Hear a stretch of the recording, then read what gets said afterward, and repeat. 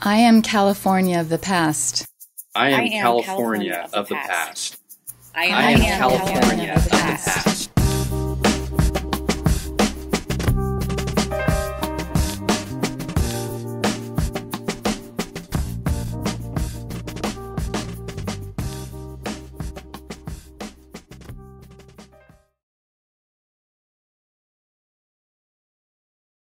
My name is Mead Kibby, and I live here in Sacramento and have lived for 88 years here.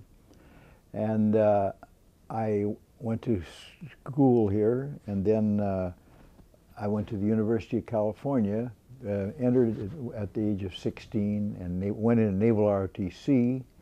And as a result of that training, I eventually ended up in the Navy in World War II as the executive officer of a wooden minesweeper. It was called a YMS, and they made so many of them they didn't name them, they just numbered them.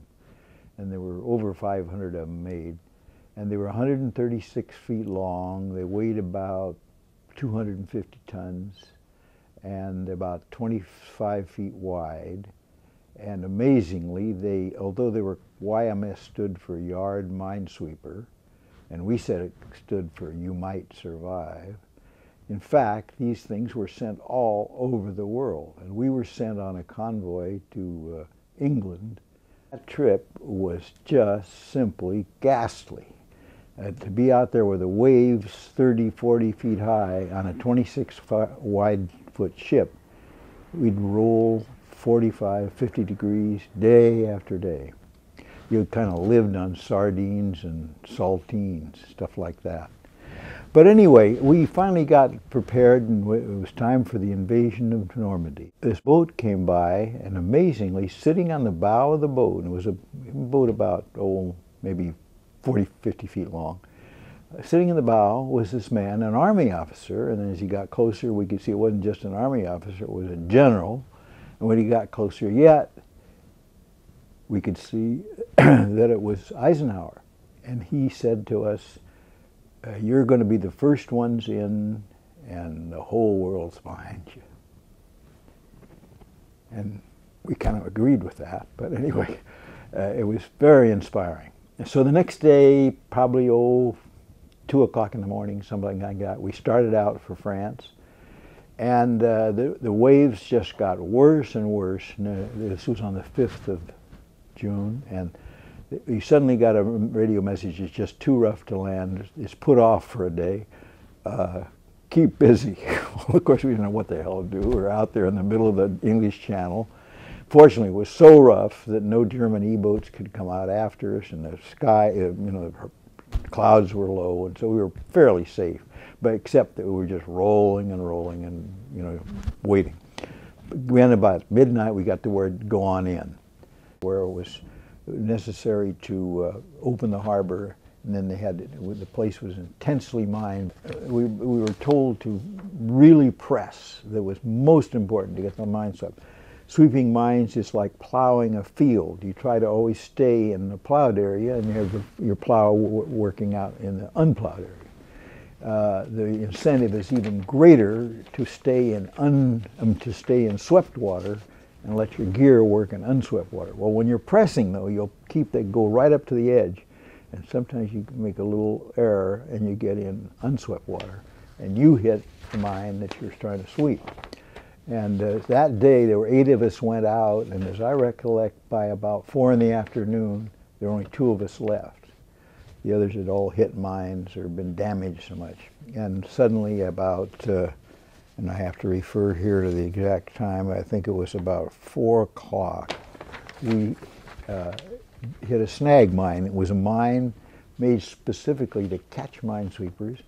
Very clever. They put out thousands of them. It was a small mine. It was only about 100 pounds of TNT, and it had ropes dyed green so you couldn't see them in the water, and with floats on them that went out in all directions just like a giant octopus. And they would, if you pulled on any one of those ropes with 25 pounds pressure, it would set off the mine. And sure enough, that's what we had done.